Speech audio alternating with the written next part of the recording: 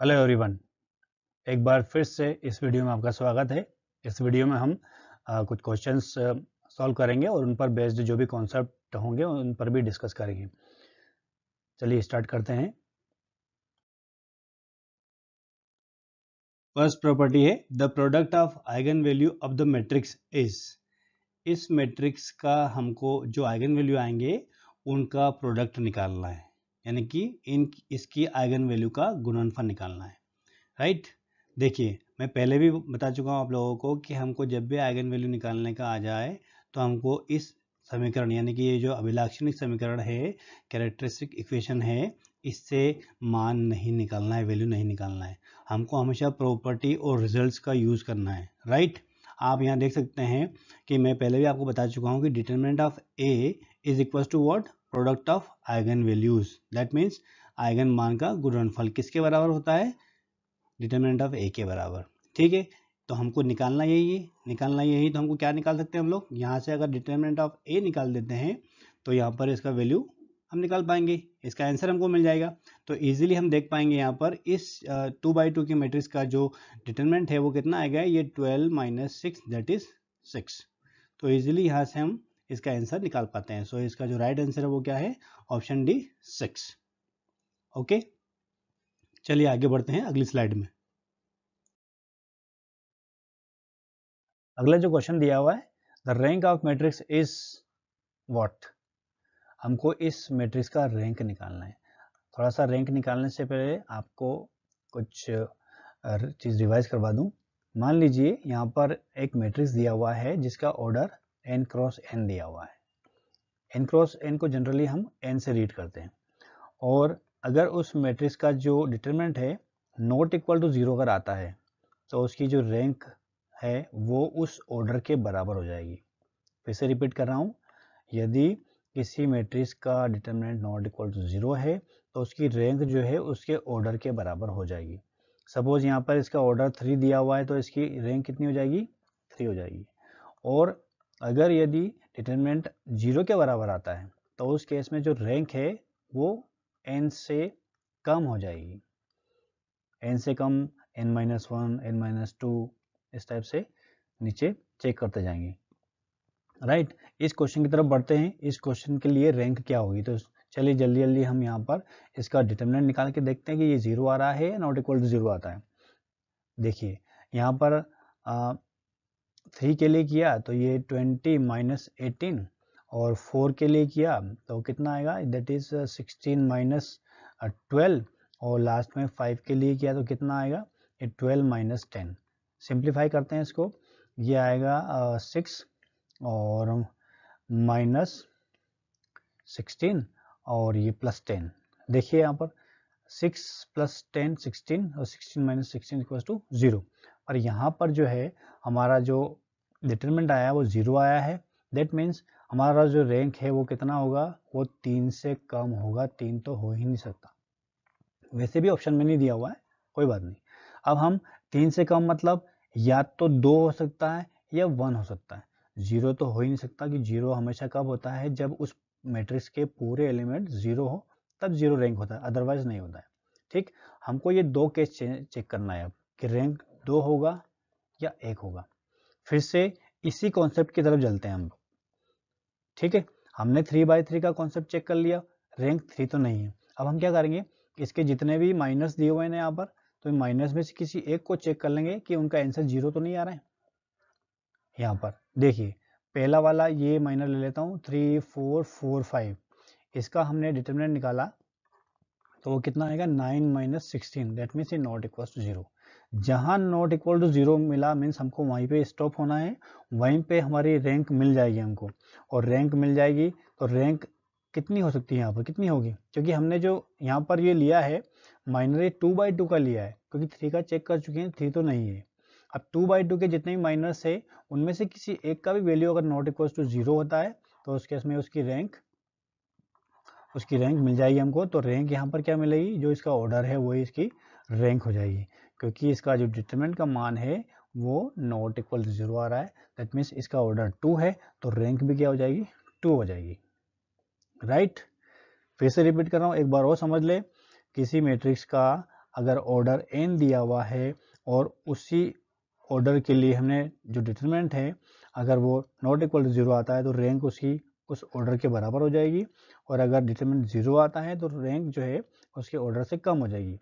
इस एग्जांपल में हमने यहाँ पर डिटरमिनेंट निकाल के देख लिया है, तो यहाँ पर डिटरमिनेंट यहाँ पर 0 आ रहा था, दैट मीन्स यहाँ पर रैंक 3 तो नहीं है। 3 नहीं है तो अब क्या हो सकती है, 2 हो सकती है, 1 हो सकती है। तो 2/2 के जितने भी माइनस है, 2/2 के माइनस इसमें कितने होंगे, 9 माइनस होंगे, पर हमको किसी एक को चेक करना है, तो हमने पहला ले लिया यहाँ पर 3 4 4 3। इसका जो डिटरमिनेंट है वो नॉट इक्वल टू 0 आ रहा है, और नॉट इक्वल टू 0 आ रहा है तो इसकी रैंक कितनी हो जाएगी, इसके ऑर्डर के बराबर, और ये 2/2 का माइनर है इसलिए इसकी रैंक कितनी हो जाएगी, 2 हो जाएगी। और मान लीजिए अगर इसके सारे माइनर्स जितने भी 9 माइनस निकलेंगे इसके, अगर सभी के मान अगर 0 आते हैं तो ही इसकी रैंक जो है 2 से कम होगी, मीन्स 1 होगी। 2 से कम मीन्स फिर तो 1 ही होगी, क्योंकि 0 कब होती है, 0 तब होती है जब उस मैट्रिक्स के सारे जो एलिमेंट्स है वो 0 0 हो। पर इस क्वेश्चन के लिए हम बात करते हैं, यहाँ पर ये नॉट इक्वल टू 0 आ गया, दैट मीन्स हमारी जो रैंक है वो 2 हो जाएगी, इसलिए ऑप्शन सी इसका राइट आंसर है। चलिए आगे बढ़ते हैं। अब अगला क्वेश्चन है, if determinant of this is equal to 0 for the system of this and this equation, then the system has a solution. More than 2 solution, one trivial and one trivial non-trivial solution, no solution, या फिर only one trivial solution। आपको मैं बता दूं, सबसे पहले ये जो सिस्टम दिया हुआ है ये होमोजीनियस सिस्टम दिया हुआ है किसी साइमल्टेनियस इक्वेशन को सॉल्व करने के लिए, राइट। ax equals to 0। अब यहाँ पर दो कंडीशन बनती है, कौन कौन सी, इसका सॉल्यूशन जो है if determinant of a is not equal to 0, अगर ये केस बनता है उस मैट्रिक्स का तो उस केस में इसका एक ही सॉल्यूशन होगा, ट्रिवियल सॉल्यूशन, राइट। और वो होता है x equals to y equals to z equals to 0। ये कब होता है, जब इसकी कंडीशन क्या हो, नॉट इक्वल टू 0। लेकिन अगर इस सिस्टम में ऐसा हो जाए कि उस मैट्रिक्स का डिटरमिनेंट जो है 0 आए तो उस केस में उसके इनफाइनाइट नंबर ऑफ सॉल्यूशन होंगे। कितना होंगे, इनफाइनाइट नंबर ऑफ सॉल्यूशन, यानी कि अनंत हल होंगे। दो ही केस हैं इसमें, आपको ये सिस्टम समझना होगा पहले कि ये सिस्टम जो ये होमोजीनियस दिया हुआ है इसमें भी दो वैरायटी होती है। एक वैरायटी ये भी होती है, इसके बारे में हम बाद में डिस्कस करेंगे। ये नॉन होमोजीनियस सिस्टम कहलाता है, और ये होमोजीनियस, ये वाला सिस्टम क्या है, homogeneous linear system of equations, और ये कौन सा सिस्टम है, नॉन होमोजीनियस, राइट। तो हम अभी होमोजीनियस सिस्टम की बात कर रहे हैं क्योंकि क्वेश्चन वही पूछा हुआ है। तो यहाँ पर दो कंडीशन बनती है, यदि इस डिटरमिनेंट का मान अगर 0 के बराबर नहीं आता है तो उसका एकमात्र सॉल्यूशन होगा ट्रिवियल सॉल्यूशन, जो कि 0 के बराबर होगा, x y z equals to 0। और अगर डिटरमिनेंट का मान 0 के बराबर आता है तो उसके अनंत हल होंगे। अब बढ़ते हैं इस क्वेश्चन की तरफ। यहाँ ऑलरेडी डिटरमिनेंट का जो मान है वो 0 दिया हुआ है, आप देख सकते हैं यहाँ पर, राइट। ये जो इक्वेशन है इनसे जो बनने वाला मैट्रिक्स है वो क्या बनेगा, वो यही बनेगा ना, a1 b1 c1 a2 b2 c2 और a3 b3 c3, ये मैट्रिक्स बनेगा। और इसका डिटरमिनेंट का मान इन्होंने ऑलरेडी क्या दिया हुआ है, 0 दिया हुआ है। 0 दिया हुआ है मीन्स ये जो केस बना है, कौन सा केस बना हुआ है, ये सेकंड वाला केस बना हुआ है। और सेकंड वाला केस बना हुआ, दैट मीन्स यहाँ पर इसके जो सोल्यूशन होंगे वो इनफाइनाइट नंबर ऑफ सोल्यूशन होंगे, अनंत हल होंगे। हम ऑप्शन की तरफ जाते हैं। अब पहला ऑप्शन दिया हुआ है मोर देन 2 सोल्यूशन, मतलब एक से ज़्यादा, दो से ज़्यादा उसके हल होंगे। बी वाला दिया हुआ है 1 ट्रिवियल 1 नॉन ट्रिवियल, ये तो हो ही नहीं सकता, तो यहाँ पर ये तो कट ही हो जाएगा।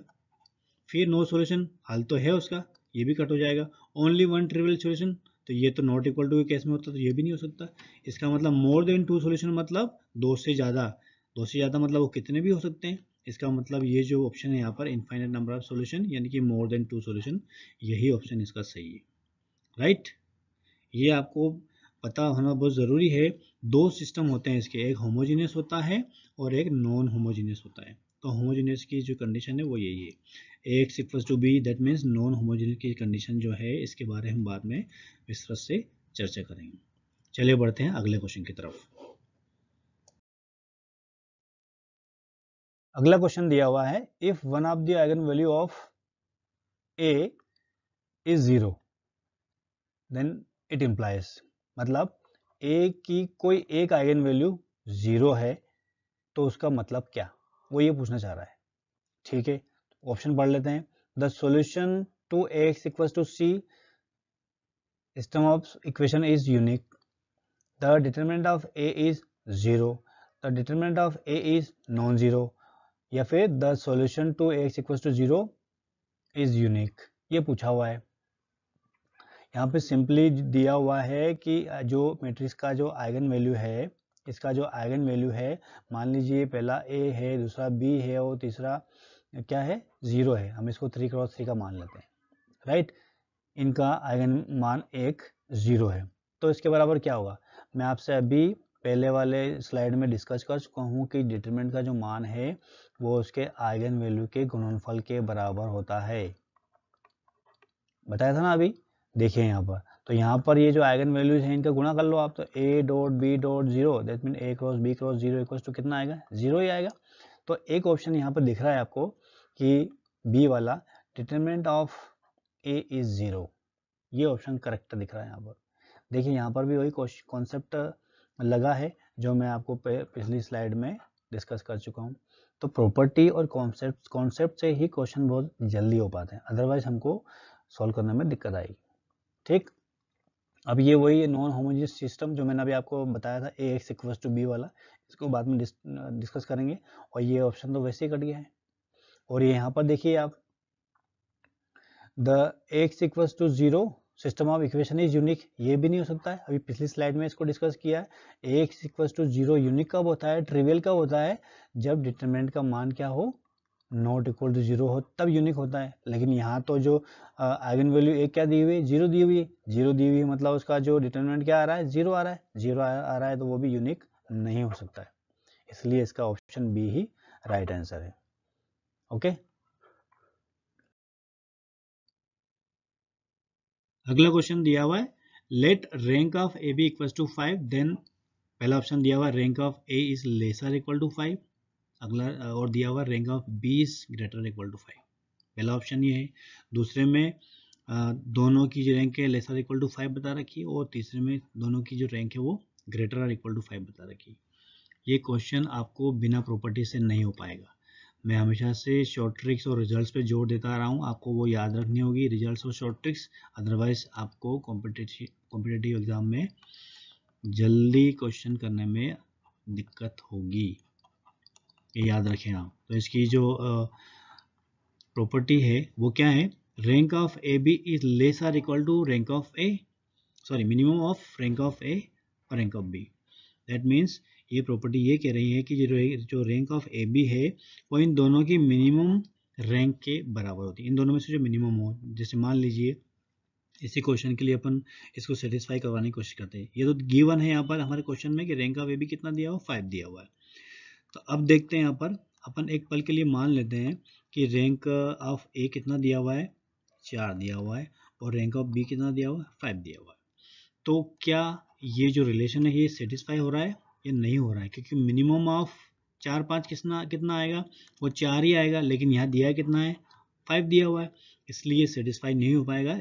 इसका मतलब ये है कि इन दोनों में से जो रैंक है वो 4 तो हो ही सकती है, 5 से कम हो ही नहीं सकती, ये तो 5 होना ही चाहिए, 5 5 तो होना ही चाहिए, तभी इस रिलेशन को सेटिस्फाई कर पाएंगे। भले 6 हो सकती है, उसकी दिक्कत नहीं है, तो भी ये मिनिमम इन दोनों में से कौन सा होगा, 5 ही होगा। आप देख सकते हैं यहाँ पर, अगर हमने एक की रैंक 5 ले ली, एक की रैंक 6 ले ली, तो उस केस में ये मिनिमम तो 5 ही आएगा, तो ये रिलेशन सेटिस्फाई हो जाएगा। मतलब ये रिजल्ट आपको पता होना चाहिए, तभी क्वेश्चन हो पाएगा।